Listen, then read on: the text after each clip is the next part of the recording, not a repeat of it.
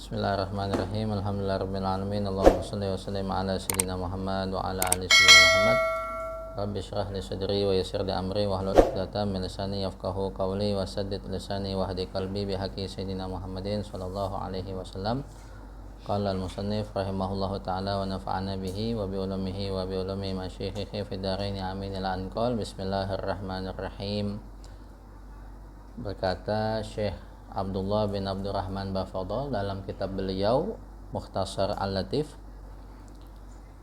aku memulai kitabku ini dengan menyebut nama Allah yang Maha Pengasih lagi Maha Penyayang.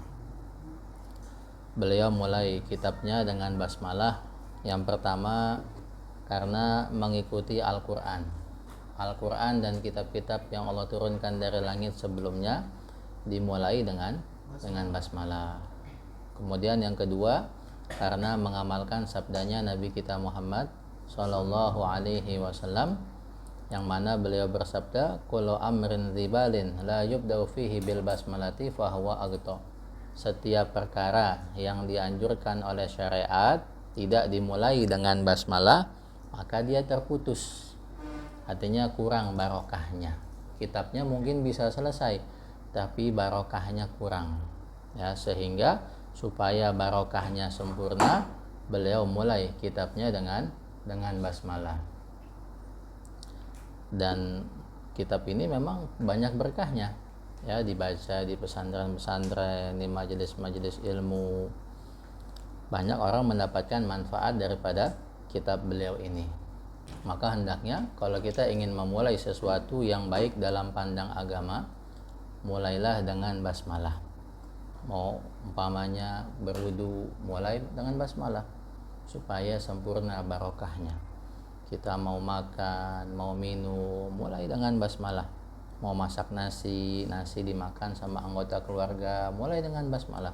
Berkah jadi nasinya sehingga menjadi tenaga untuk taat kepada Allah Subhanahu wa ta'ala. Dan perbuatan-perbuatan baik lainnya dalam pandang agama, mulailah dengan basmalah. Mau sedekah, basmalah.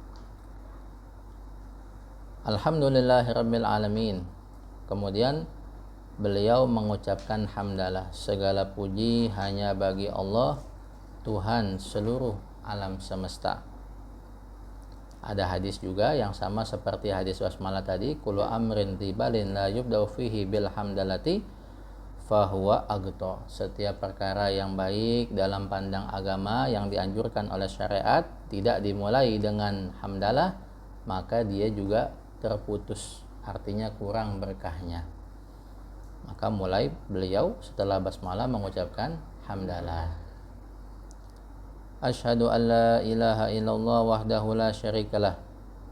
Aku meyakini bahwasanya tidak ada Tuhan di alam semesta ini yang patut disembah melainkan hanya Allah.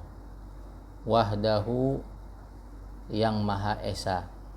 La syarikalahu, tidak ada sekutu baginya. Tidak ada yang setara, yang sebanding dengan Allah Subhanahu wa ta'ala. Allah Ta'ala Esa.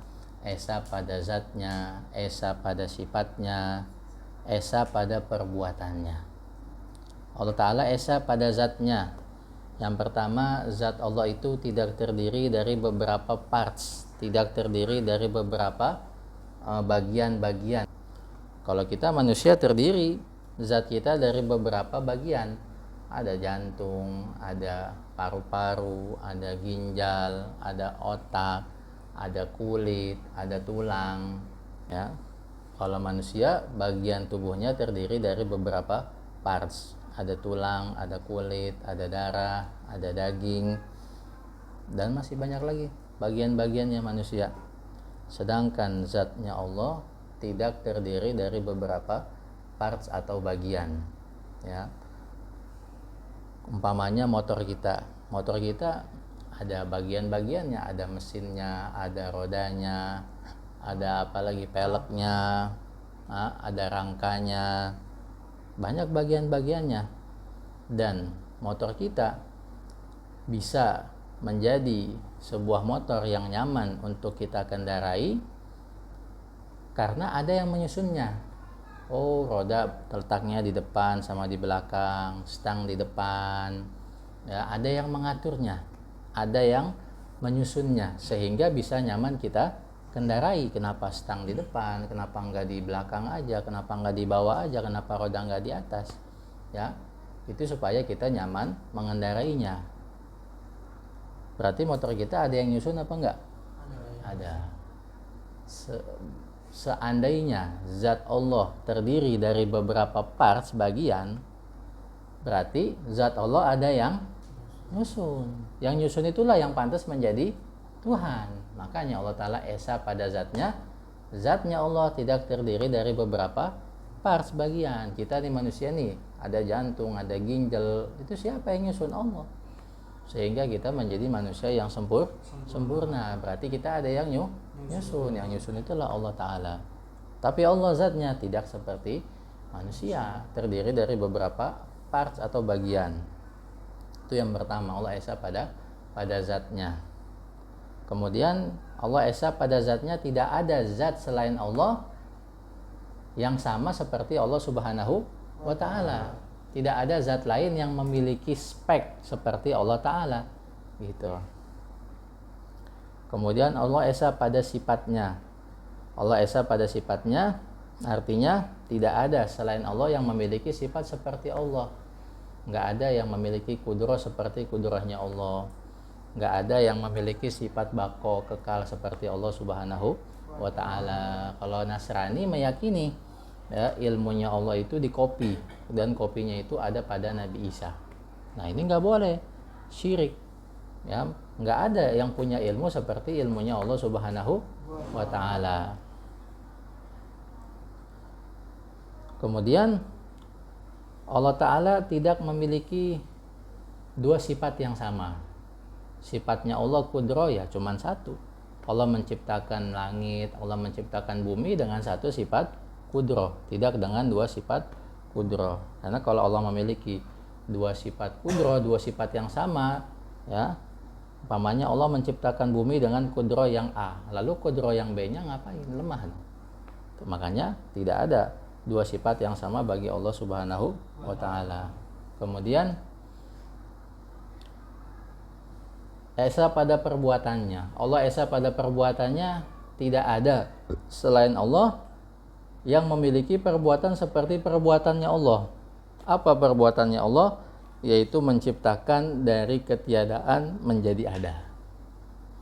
Ya, manusia bisa bikin motor, bisa bikin handphone. Sebenarnya manusia itu nggak menciptakan, dia hanya menggabung-gabung bahan yang ada, kemudian jadilah motor, jadilah handphone, jadilah bangunan. Menciptakan dari ketiadaan menjadi ada, manusia nggak bisa. Ada nggak manusia bisa bikin semut? Yang kecil dah coba. Nyamuk yang kecil, bisa nggak manusia bikin? Nggak bisa. Dia hanya menggabung bagian-bagian yang ada. Kayu digabung-gabung, jadilah rumah, jadi bangku, jadi meja dan lain sebagainya. Logam digabung-gabung dengan karet, jadilah kendaraan kita, jadilah handphonenya kita. Tapi menciptakan dari ketiadaan menjadi ada, nggak ada yang bisa, melainkan hanya Allah. Ya. Dan manusia kalau bikin sesuatu itu pasti harus ada contohnya.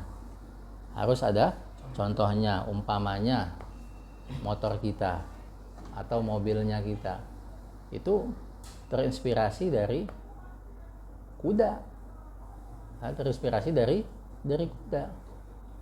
Kemudian pesawat terinspirasi dari apa? Burung. Kereta terinspirasi dari apa? Ular. Ya, manusia kalau bikin sesuatu harus ada contohnya, tapi Allah Ta'ala tidak demikian. Itu artinya Allah esa pada perbuatannya. Kemudian wa asyhadu anna Muhammadan abduhu wa rasuluhu, aku bersaksi bahwasanya Nabi Muhammad adalah hambanya Allah dan utusannya Allah. Puncak kemuliaan seseorang hamba, puncak kemuliaan seseorang adalah ketika dia menjadi hambanya Allah Ta'ala. Kalau menjadi hamba dunia hina, menjadi hamba wanita hina, menjadi hamba jabatan hina, menjadi hamba harta hina. Tapi kalau dia menjadi hambanya Allah, dia menjadi mulia. Jadi hambanya manusia hina, tapi ketika dia menjadi hamba Allah, dia menjadi orang yang mulia. Makanya Nabi ketika Isra Mi'raj mendapatkan kedudukan yang sangat tinggi di sisi Allah. Nggak pernah Allah kasih hal itu kepada Nabi yang lainnya. Allah Ta'ala sebutkan Subhanalladzi asra bi abdihi, maha suci Allah yang mengisrakan bi abdihi, hambanya. Ini sebutan yang paling disukai oleh Nabi. Semulia apapun Nabi Muhammad, tetap beliau itu adalah hambanya Allah, bukan anaknya Allah. Jangan seperti Nasrani yang mengatakan bahwasanya Nabi Isa adalah anaknya Allah. Wa rasuluhu, dan beliau adalah utusannya Allah. Diutus Nabi Muhammad kepada umat manusia untuk menjelaskan, mengenalkan kita kepada Allah Subhanahu wa taala, menjelaskan tentang tanda-tanda kebesaran Allah. Shallallahu alaihi wa ala alihi wasallam. Semoga Allah memberikan kepada beliau salawat dan juga kepada keluarganya dan para sahabatnya. Wasallama, semoga Allah memberikan salam sejahtera. Ya, salawat ini sangat banyak fadilahnya. Salawat ini ibadah yang sangat mudah diterima oleh Allah Subhanahu wa taala. Kalau seorang bersalawat kepada Nabi satu kali, niscaya Allah taala akan memberi dia 10 rahmat. Man shalla alayya maratan sallallahu alaihi biha asyra. Siapa saja yang bersalawat kepadaku satu kali, niscaya Allah taala akan bersalawat kepadanya 10 kali. Allah memberi rahmat 10. Seandai kata kita ini nggak bersalawat kepada Nabi, ya Nabi nggak jadi hina. Kenapa? Karena yang bersalawat kepada Nabi adalah para malaikat-malaikatnya Allah yang nggak pernah maksiat, yang selalu taat kepada Allah Ta'ala. Kita nih banyak maksiat, banyak dosa. Nabi nggak butuh salawat kita. Seandainya malaikat pun nggak bersalawat kepada Nabi, Nabi pun gak jadi hina. Kenapa? Karena yang bersalawat kepada Nabi adalah Allah. Makanya Allah bilang innallaha wa malaikatahu yusholluna ala nabi. Sesungguhnya Allah dan para malaikatnya bersalawat. Allah yang bersalawat sama Nabi Muhammad. Lalu kenapa Allah perintahkan kita untuk salawat? Karena Allah ingin kita mendapatkan kemuliaan. Wahai hamba-hambaku, ayo ikut bersamaku. Kita sama-sama bersalawat kepada makhluk yang paling aku cintai, maka aku akan hujani kalian dengan rahmatku. Jadi kalau kita salawat dan salam sama Nabi, ya kembali lagi manfaatnya kepada kita, keberuntungannya kepada kita. Gitu. Makanya Nabi bilang, al-bakhil man dzukirtu indahu falam yusolli alaihi. Orang yang pelit itu dia yang disebut namaku tapi nggak mau salawat sama Nabi. Disebut nama Nabi Muhammad di depan dia, diem aja. Ucapin sallallahu alaihi wasallam, Allahumma sholli wa sallim alaihi wa alihi. Kenapa dikatakan pelit orang yang nggak mau salawat sama Nabi? Karena keberuntungan salawat, kebaikannya buat siapa?